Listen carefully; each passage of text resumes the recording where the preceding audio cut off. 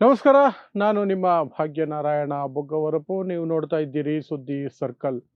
ಇವತ್ತು ಬೆಳಗ್ಗೆ 8:45 ಸಮಯಕ್ಕೆ ಮಹಾರಾಷ್ಟ್ರದ ಉಪಮುಖ್ಯಮಂತ್ರಿ ಅಜಿತ್ ಪವಾರ್ ಅವರು ವಿಮಾನ ಅಪಘಾತದಲ್ಲಿ ನಿಧನರಾಗಿದ್ದಾರೆ. ಅವ್ರ ಜೊತೆ ವಿಮಾನದಲ್ಲಿದ್ದಂತಹ ಚಾರ್ಟರ್ಡ್ ಫ್ಲೈಟ್ ಅಲ್ಲಿದ್ದಂತಹ 5 ಜನರು ಸಹ ಜೀವವನ್ನು ಕಳ್ಕೊಂಡಿದ್ದಾರೆ. ಸೊ ಏನ್ ನಡೀತು, ಆ ಒಂದು ದುರ್ಘಟನೆ ಹೇಗೆ ನಡೀತು, ಇಲ್ಲಿಯವರೆಗೆ ಬಂದಿರೋ ಮಾಹಿತಿಯನ್ನು ಕೊಡ್ತೀನಿ. ಅದರ ಜೊತೆಗೆ ಸಂಕ್ಷಿಪ್ತವಾಗಿ ಅಜಿತ್ ಪವಾರ್ ಅವರ ರಾಜಕೀಯ ಹೆಜ್ಜೆಗಳ ಬಗ್ಗೆ ಒಂದಷ್ಟು ಮಾತಾಡೋಣ. ಜೊತೆಗೆ ಇತ್ತೀಚಿನ ದಿನಗಳಲ್ಲಿ ಕಳೆದ 2 ತಿಂಗಳ ಅಂತರದಲ್ಲಿ ಅವರ ರಾಜಕೀಯ ನಿಲುವಿನಲ್ಲಾದಂತಹ ಬದಲಾವಣೆ ಮತ್ತು ಬಿಜೆಪಿಯಿಂದ ದೂರ ಸರಿಯುವಂತಹ ಪ್ರಯತ್ನದ ಭಾಗವಾಗಿ ಅವರು ಮಾಡ್ತಿದ್ದಂತಹ ಕಾರ್ಯಗಳೇನು, ಏನೇನು ಆಗ್ತಿತ್ತು, ಈಗ ಅದನ್ನ ಯಾವ ರೀತಿ ನೋಡಬೇಕು, ಮಹಾರಾಷ್ಟ್ರ ರಾಜಕಾರಣದಲ್ಲಿ ಮುಂದೇನಾಗಬಹುದು ಎಲ್ಲವನ್ನೂ ನೋಡುವ ಪ್ರಯತ್ನವನ್ನು ಮಾಡೋಣ. ಸೊ ಮೊದಲಿಗೆ ದುರಂತದ ವಿಚಾರ. ಬೆಳಗ್ಗೆ ಸುಮಾರು 8:46 2 ಸೆಕೆಂಡುಗಳಿಗೆ ಸರಿಯಾಗಿ ಟೆಕ್ನಿಕಲ್ ಟೈಮಿಂಗ್ ಹೇಳೋದಾದ್ರೆ ವಿಮಾನ ಪತನ ಆಯಿತು ಅಂತ ಹೇಳಲಾಗ್ತಿದೆ. ಅದು ಯಾವುದದು ವಿಮಾನ? ಲಿಯರ್ ಜೆಟ್ 45 ಅನ್ನುವಂತಹ ಒಂದು ಚಾರ್ಟರ್ಡ್ ಫ್ಲೈಟ್. ಅದು ಎಕ್ಸಿಕ್ಯೂಟಿವ್ ವಿಮಾನ, ಹೈ ಪ್ರೊಫೈಲ್ ವಿಮಾನ, ಎಲ್ಲ ಫೆಸಿಲಿಟಿ ಇರುವಂತಹ ವಿಮಾನ. ಅದರಲ್ಲಿ ಸುಮಾರು 9 ಜನ ಪ್ಯಾಸೆಂಜರ್ಗಳು ಮತ್ತು ಸಿಬ್ಬಂದಿ ಅದರಲ್ಲಿ ಟ್ರಾವೆಲ್ ಮಾಡಬಹುದಾಗಿತ್ತು. ಮಿನಿ ವಿಮಾನ ಅಂತ ಅನ್ಕೊಳ್ಳಿ ನೀವು. ಸೊ ಅದರಲ್ಲಿ ಆಕ್ಚುಲಿ ಇದ್ದಿದ್ದು 3 ಜನ ಪ್ಲಸ್ ಪೈಲಟ್ಗಳು, 2 ಪೈಲಟ್, ಕೋ ಪೈಲಟ್. ಯಾರು ಅವರು ಅನ್ನೋದಾದ್ರೆ ಅಲ್ಲಿದ್ದಂತಹದ್ದು ಪರ್ಸನಲ್ ಸೆಕ್ಯೂರಿಟಿ ಅಜಿತ್ ಪವಾರ್ ಮತ್ತು ಅವರ ಪರ್ಸನಲ್ ಸೆಕ್ಯೂರಿಟಿ ವಿಪಿನ್ ಜಾಧವ್ ಅನ್ನುವಂಥವರಿದ್ರು. ಆ ಫ್ಲೈಟಲ್ಲಿ ಫ್ಲೈಟ್ ಅಟೆಂಡೆಂಟ್ ಆಗಿ, ನೀವೇನು ಏರೋಪ್ಲೇನ್ಗಳಲ್ಲಿ ಏರ್ ಹೋಸ್ಟೆಸ್ ಅಂತ ನೋಡ್ತೀರಿ, ಸಣ್ಣ ಸಣ್ಣ ಫ್ಲೈಟ್ಗಳಲ್ಲಿ ಫ್ಲೈಟ್ ಅಟೆಂಡೆಂಟ್ಗಳು ಇರ್ತಾರೆ, ಪಿಂಕಿ ಮಾಲಿ ಅನ್ನುವಂಥವರಿದ್ರು, ಮಹಿಳೆ. ಅದರ ಜೊತೆಗೆ ಪೈಲಟ್ ಕ್ಯಾಪ್ಟನ್ ಸುಮಿತ್ ಕಪೂರ್ ಅನ್ನುವಂಥವರಿದ್ರು. ಕೋ ಪೈಲಟ್ ಆಗಿ ಶಾಂಭವಿ ಪಾಠಕ್ ಅನ್ನುವಂತಹ ಇನ್ನೊಂದು ಮಹಿಳೆ ಇದ್ರು. 5 ಜನ ವಿಮಾನ ಪತನದ ಸಂದರ್ಭದಲ್ಲಿ ದುರ್ಘಟನೆಯಲ್ಲಿ ಜೀವ ಬಿಟ್ಟಿದ್ದಾರೆ. ಎಲ್ಲಿ ನಡೆದಿರುವಂತಹದ್ದು ಅಂದ್ರೆ ಬಾರಾಮತಿಯಲ್ಲಿ ನಡೆದಿರುವಂತಹದ್ದು. ಬಾರಾಮತಿ ಅಜಿತ್ ಪವಾರ್ ಅವರ ಸ್ವಕ್ಷೇತ್ರ, ಅಲ್ಲಿಂದಾನೇ ಅವರು ಆಯ್ಕೆಯಾಗಿ ಬರ್ತಿರುವಂತಹದ್ದು. ಸೊ ಆ ಬಾರಾಮತಿಗೆ ಏನಕ್ಕೆ ಹೋಗ್ತಿದ್ರು? ಅಲ್ಲಿ ಆ ಜಿಲ್ಲೆಯಲ್ಲಿ ಒಂದಷ್ಟು ಲೋಕಲ್ ಬಾಡಿ ಎಲೆಕ್ಷನ್ಗಳು ನಡೆಯೋದಿದೆ ಇನ್ನೊಂದು ತಿಂಗಳಲ್ಲಿ. ಅವುಗಳಿಗೆ ಪರಿಶೀಲನೆ ಮತ್ತು ಒಂದಷ್ಟು ಪ್ರಚಾರದ ಕಾರ್ಯದ ನಿಮಿತ್ತ ಮುಂಬೈನಿಂದ 8:10 ಈ ಲಿಯರ್ ಜೆಟ್ 45 ಅನ್ನುವಂತಹ ವಿಮಾನ ಚಾರ್ಟರ್ಡ್ ಫ್ಲೈಟ್ ಬಾಡಿಗೆಗೆ ತಗೊಂಡು ಅದನ್ನ ಅಲ್ಲಿಗೆ ಹೋಗ್ತಿದೆ. ಆಲ್ಮೋಸ್ಟ್ ಏರ್ಪೋರ್ಟ್ ಬಳಿ ಬಂದಿದೆ, ಬಟ್ ಇಳಿಯಕ್ಕಾಗ್ಲಿಲ್ಲ, ಪತನ ಆಯಿತು. ಆದರೆ ಇದ್ದಕ್ಕಿದ್ದ ಹಾಗೆ ಬಿತ್ತ, ಏನಾಗಿರಬಹುದು ಅನ್ನೋದನ್ನ ಪರಿಶೀಲನೆ ಮಾಡಿದಾಗ ಇಲ್ಲಿಯವರೆಗೆ ಬರ್ತಿರುವಂತಹ ಮಾಹಿತಿ ಏನು ಅಂದ್ರೆ 8:10 ಬಿಟ್ಟಂತಹ ವಿಮಾನ ಸುಮಾರು 200 ಕಿಲೋಮೀಟರ್ ಟ್ರಾವೆಲ್ ಮಾಡಿದ ನಂತರ ಸುಮಾರು 8:34 ಕಂಟ್ರೋಲರ್ ರೂಮ್ ಅಂತ ಏನಿರುತ್ತೆ ಅದರಿಂದ ಸಂಪರ್ಕ ಕಡಿತ ಆಯಿತು. ಆ ಫ್ಲೈಟ್ ಇಂದ ಯಾವುದೇ ಸಿಗ್ನಲ್ಗಳು ಬರ್ತಿರ್ಲಿಲ್ಲ. ಬಟ್ 9 ನಿಮಿಷಗಳ ನಂತರ ಮತ್ತೆ ಕನೆಕ್ಟ್ ಆಯಿತು. ಓಕೆ, ಫ್ಲೈಟ್ಗೆ ಏನು ಸಮಸ್ಯೆ ಆಗಿಲ್ಲ, ಆರಾಮಾಗಿದೆ ಅಂತ. ಬಟ್ ಅದಾದ 3 ನಿಮಿಷಗಳ ನಂತರ ವಿಮಾನ ಪತನ ಆಗುತ್ತೆ. ಯಾವಾಗ? ಇದು ಬಾರಾಮತಿಯಲ್ಲಿರುವಂತಹ ಸಣ್ಣ ಏರ್ಪೋರ್ಟ್ ಇದೆ, ಆ ಏರ್ಪೋರ್ಟ್ ಅಲ್ಲಿ ಇಳಿಸುವಂತಹ ಪ್ರಯತ್ನ ಮಾಡ್ತಿರ್ಬೇಕಾದ್ರೆ ನಡೆದಿರುವಂತಹದ್ದು. ಸುಮಾರು 20 ಕಿಲೋಮೀಟರ್ ದೂರದಲ್ಲಿ ಇರಬೇಕಾದ್ರೆ ಸಿಗ್ನಲ್ ವಾಪಸ್ ಬರುತ್ತೆ. ಅಲ್ಲಿಂದ ಮುಂದಕ್ಕೆ ಹೋಗ್ತಿರ್ಬೇಕಾದ್ರೆ ಮೊದಲನೇ ಅಟೆಂಪ್ಟ್ ಮಾಡ್ತಾರೆ, ಲ್ಯಾಂಡ್ ಆಗೋದಕ್ಕಾಗೋದಿಲ್ಲ, ಮತ್ತೆ ಸುತ್ಕೊಂಡು ಬಂದು ಲ್ಯಾಂಡ್ ಮಾಡುವಂತಹ ಪ್ರಯತ್ನ ಮಾಡ್ತಾರೆ ಅಂತ ಮಾಹಿತಿ ಬರ್ತಿದೆ. ಯೂಶುವಲಿ ಅದಾಗತ್ತೆ ಯಾವಾಗ ನೀವು ರನ್ವೇನ ಸ್ಕಿಪ್ ಮಾಡ್ತೀರಾ, ಅಥವಾ ನಿಮಗೆ ಕಾನ್ಫಿಡೆಂಟ್ ಇಲ್ಲ, ಅಥವಾ ಏನೋ ಕಾರಣಕ್ಕೆ ಲ್ಯಾಂಡಿಂಗ್ ಟೈಮಲ್ಲಿ ಅನುಮಾನ ಇದ್ರೆ ಮತ್ತೆ ವಾಪಸ್ ಹೋಗಿ ಸುತ್ತಾಕೊಂಡು ಇನ್ನೊಂದು ರೌಂಡ್ ಹಾಕೊಂಡು ಮತ್ತೆ ಬಂದು ಇಳಿಸ್ತಾರೆ. ಎರಡನೇ ಸುತ್ತು ಬಂದಿರಬೇಕಾದ್ರೆ ಏರ್ಪೋರ್ಟ್ ಇಂದ ಸ್ವಲ್ಪ ದೂರದಲ್ಲಿ ವಿಮಾನ ಆಕಾಶದಿಂದ ದೊಪ್ಪಂತ ಬಿದ್ದಿದೆ. CCTVಯಲ್ಲಿ ಅದು ಸ್ಪಷ್ಟವಾಗಿ ಕಾಣ್ತಾ ಇದೆ. ದೊಪ್ಪಂತ ಬಿದ್ದಿರೋದು. ಆಗ ಸಮಯ ಸರಿಯಾಗಿ 8:46 ಅಂತ ಹೇಳಲಾಗ್ತಿದೆ. ಸೊ ಅಷ್ಟು ಹೈಟ್ ಇಂದ ಬಿದ್ದಿದೆ. ಅಂದ್ರೆ ಎಷ್ಟು ಹೈಟ್ ಅಂದ್ರೆ 1016 ಮೀಟರ್ ಎತ್ತರದಿಂದ ಅದು ಬಿದ್ದಿರುವಂತಹದ್ದು. ಅದು ಬಿದ್ದಾಗ ಅದರ ಸ್ಪೀಡ್ 237 ಕಿಲೋಮೀಟರ್ ಪ್ರತಿ ಗಂಟೆ ಇತ್ತು ಅಂತ ಈಗ ಬರ್ತಿರುವಂತಹ ಟೆಕ್ನಿಕಲ್ ಇನ್ಫಾರ್ಮೇಶನ್ ಹೇಳ್ತಾ ಇದೆ. ಸೊ 1000 ಮೀಟರ್ಗಳಿಂದ, ಅಡಿಯಲ್ಲ 1000 ಮೀಟರ್ಗಳಿಂದ ಕೆಳಗಡೆ ಬಿದ್ದರೆ ಓಕೆ, ಬದುಕುಳಿಯುವಂತಹ ಸಾಧ್ಯತೆಗಳು ಇರೋದೇ ಇಲ್ಲ. ಸೊ ಹಾಗಾಗಿ ಅಲ್ಲಿದ್ದಂಥವ್ರು ಎಲ್ಲರೂ ಸಹ, ಅಜಿತ್ ಪವಾರ್ ಮತ್ತು ಅದರಲ್ಲಿದ್ದಂತಹ ಇತರೆ 4 ಜನ ಎಲ್ಲರೂ ಸಹ ದುರ್ಮರಣವನ್ನ ಹೊಂದಿದ್ದಾರೆ. ಸೊ ಈಗ ಅವರ ರಾಜಕೀಯವನ್ನ ನೋಡೋದಾದ್ರೆ ಈ ಬಾರಾಮತಿಯಿಂದ MLA ಆಗಿರುವಂತಹ DCM ಆಗಿರುವಂತಹವರನ್ನ ಇಡೀ ದೇಶದಲ್ಲಿಯೇ ಅತ್ಯಂತ ದೀರ್ಘಾವಧಿಗೆ ಉಪಮುಖ್ಯಮಂತ್ರಿ ಆಗಿರುವ ರೆಕಾರ್ಡ್ ಇವ್ರ ಕಡೆನೆ ಇರಬೇಕು ಅಂತ ಅನ್ಸುತ್ತೆ. ಯಾಕಂದ್ರೆ ಯಾವ ಸರ್ಕಾರ ಬಂದ್ರು, ಯಾವ ಪಕ್ಷದ ಸರ್ಕಾರ ಬಂದ್ರು ಇವರು DCM ಆಗಿ ಹೇಗೋ ಆ ಸೀಟಲ್ಲಿ ಕೂತ್ಕೊಂಡ್ಬಿಡ್ತಿದ್ರು. ಶರದ್ ಪವಾರ್ ಜೊತೆಯಲ್ಲಿದ್ದಾಗ್ಲೂ ಕೂತ್ಕೊಳ್ತಿದ್ರು, ಶರದ್ ಪವಾರ್ ಇಂದ ದೂರ ಆದ್ಮೇಲೂ ಕೂತ್ಕೊಳ್ತಿದ್ದಾರೆ, ಕೂತ್ಕೊಂಡೇ ಇದ್ರು, ಈಗಲೂ DCM ಆಗೇ ಇದ್ರು. ಮುಖ್ಯಮಂತ್ರಿ ಆಗಬೇಕು ಅಂತ ಬಹಳ ಸಲ ತಮ್ಮ ಕನಸನ್ನ ಹೊರಗಾಕಿದ್ರು, ಆದ್ರೆ ಅದು ಸಾಧ್ಯ ಆಗ್ಲೇ ಇಲ್ಲ ಕೊನೆಗೆ.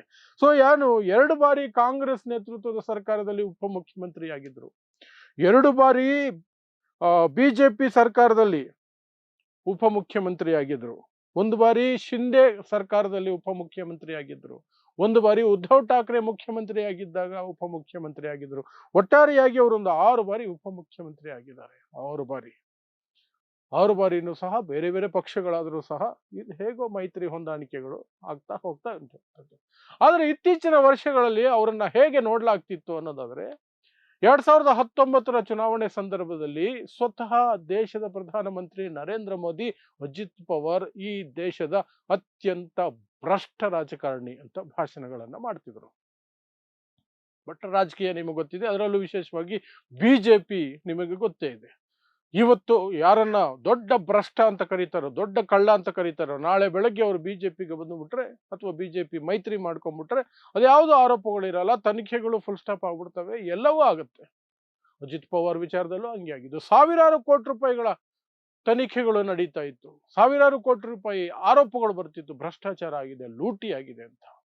ಆದ್ರೆ 2019 ಏನು ಶಿವಸೇನೆ ಮತ್ತು ಬಿಜೆಪಿ ನಡುವೆ ಮುಖ್ಯಮಂತ್ರಿ ಸ್ಥಾನಕ್ಕಾಗಿ ಮನಸ್ತಾಪಗಳು ಬಂದು ಉದ್ಧವ್ ಠಾಕ್ರೆ ಮುಖ್ಯಮಂತ್ರಿ ನಾನೇ ಆಗಬೇಕು ಅಂತ ಪಟ್ಟಿಡಿದಾಗ ಮೈತ್ರಿಯಾಗಿ ಗೆದ್ದಿದ್ರು ಸಹ ಬಿಜೆಪಿ ಅಧಿಕಾರ ಪಡ್ಕೊಳ್ಳೋಕೆ ಸಾಧ್ಯ ಆಗಿರ್ಲಿಲ್ಲ. ಬಟ್ ರಾತ್ರೋರಾತ್ರಿ ಅಜಿತ್ ಪವಾರ್ ಅವರನ್ನ ಕ್ಯಾಚ್ ಹಾಕೊಳ್ಳೋದ್ರಲ್ಲಿ ಫಡ್ನವೀಸ್ ಸಕ್ಸಸ್ ಆಗಿದ್ರು.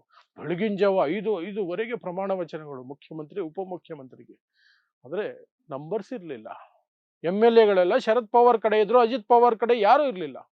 ಹಾಗಾಗಿ ಕೆಲವೇ ಗಂಟೆಗಳಲ್ಲಿ ಉಪಮುಖ್ಯಮಂತ್ರಿ ಸ್ಥಾನ ಅಜಿತ್ ಪವಾರ್ಗೆ ಹೋಯ್ತು, ಮುಖ್ಯಮಂತ್ರಿ ಸ್ಥಾನ ಫಡ್ನವೀಸ್ ರಾಜೀನಾಮೆ ಕೊಡಬೇಕಾಯ್ತು, ಇಬ್ರು ಅಧಿಕಾರ ಕಳ್ಕೊಂಡ್ರು. ಆ ನಂತರ ಉದ್ಧವ್ ಠಾಕ್ರೆ ಮುಖ್ಯಮಂತ್ರಿಯಾಗಿ ಒಂದು ಮೈತ್ರಿ ಸರ್ಕಾರ ಬಂತು. ಅದರಲ್ಲಿ ಮತ್ತೆ ಪಕ್ಷಕ್ಕೆ ಕೈ ಕೊಟ್ಟು ತನ್ನ ಮೆಂಟರ್ ತನ್ನ ಚಿಕ್ಕಪ್ಪ ಶರದ್ ಪವಾರ್ಗೆ ಮೋಸ ಮಾಡಿ, ದ್ರೋಹ ಮಾಡಿ, ರಾತ್ರೋರಾತ್ರಿ ಬಿಜೆಪಿ ಕಡೆಗೆ ವಾಲಿ ಅಲ್ಲಿ ಹೋಗಿ ಪ್ರಮಾಣ ವಚನ ಸ್ವೀಕರಿಸಿದಂತಹ ಅಜಿತ್ ಪವಾರ್ ಆ ಸರ್ಕಾರ ಪತನ ಆದ ತಕ್ಷಣ ಮತ್ತೆ ವಾಪಸ್ಸು ಶರದ್ ಪವಾರ್ ಕಡೆಗೆ ಬಂದು ಉಪಮುಖ್ಯಮಂತ್ರಿ ಆದರು.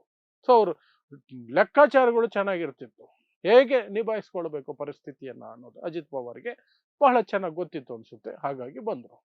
ಮತ್ತೆ 2022 ಯಾವಾಗ ಉದ್ಧವ್ ಠಾಕ್ರೆಯನ್ನ ಬೆನ್ನಿಗೆ ಚೂರಿ ಹಾಕಿದ ರೀತಿಯಲ್ಲಿ ಪಕ್ಷದಿಂದಲೂ ಹೊರಗೆ ಹಾಕಿ, ಸಿಂಬಲ್ಲೂ ಕಿತ್ಕೊಂಡು, ಮುಖ್ಯಮಂತ್ರಿ ಸ್ಥಾನ ಕಿತ್ಕೊಂಡು ಎಲ್ಲವನ್ನು ಬಿಜೆಪಿ ಏಕನಾಥ್ ಶಿಂದೆ ಅವರನ್ನ ಬಿಟ್ಟು ಮಾಡಿಸ್ತಲ್ಲ, ಆ ಸಂದರ್ಭದಲ್ಲಿ ಅಲ್ಲಿಂದ ಜಂಪ್ ಆಗಿ ಬಿಜೆಪಿ ಇರುವಂತಹ ಮೈತ್ರಿಗೆ ಬಂದಿದ್ದಾಯ್ತು. ಬಿಜೆಪಿ ಮತ್ತು ಏಕನಾಥ್ ಶಿಂದೆ ಜೊತೆ ಬಂದ್ರು, ಇಲ್ಲಿ ಮತ್ತೆ ಉಪಮುಖ್ಯಮಂತ್ರಿ ಆಗಿದ್ರು 2022.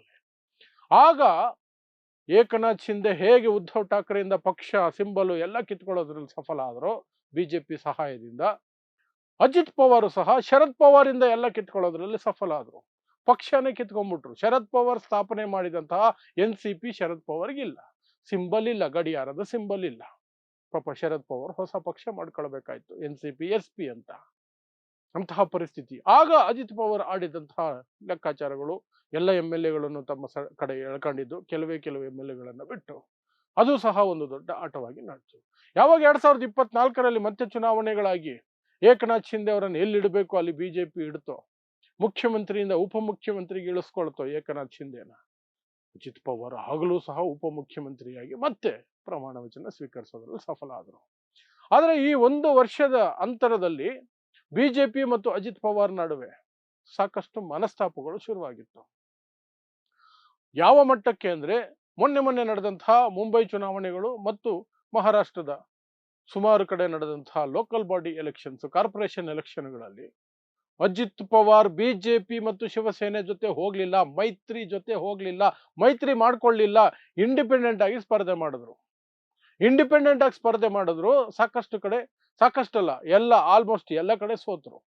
ತಮ್ಮ ಸ್ಟ್ರಾಂಗ್ ಹೋಲ್ಡ್ ಆಗಿದ್ದಂತಹ ಏನು ಪುಣೆ ಮತ್ತು ಪಿಂಪ್ರಿ ಚಿಂಚವಾಡ್ ಅನ್ನುವಂತಹ ಪ್ರದೇಶಗಳಿದ್ದಾವೆ, ಅಲ್ಲಿಯೂ ಸಹ ಕಳ್ಕೊಂಡ್ರು. ಶರದ್ ಪವಾರ್ ಬೆವರು ಸುರಿಸಿ ಕಷ್ಟಪಟ್ಟು ಕಟ್ಟಿದ್ದಂತಹ ಕೋಟೆಗಳನ್ನು ಸಹ ಛಿದ್ರ ಆಗೋದ್ವು. ಅಜಿತ್ ಪವಾರ್ ಆಗಲೂ ಸಹ ಒಂಟಿಯಾಗಿಯೇ ನಾನು ಹೋರಾಡ್ತಿದ್ದೀನಿ ಅನ್ನೋದ್ರ ಬಗ್ಗೆ ಹೆಮ್ಮೆ ಇದೆ ಅಂತಲೇ ಹೇಳ್ಕೊಂಡ್ರು.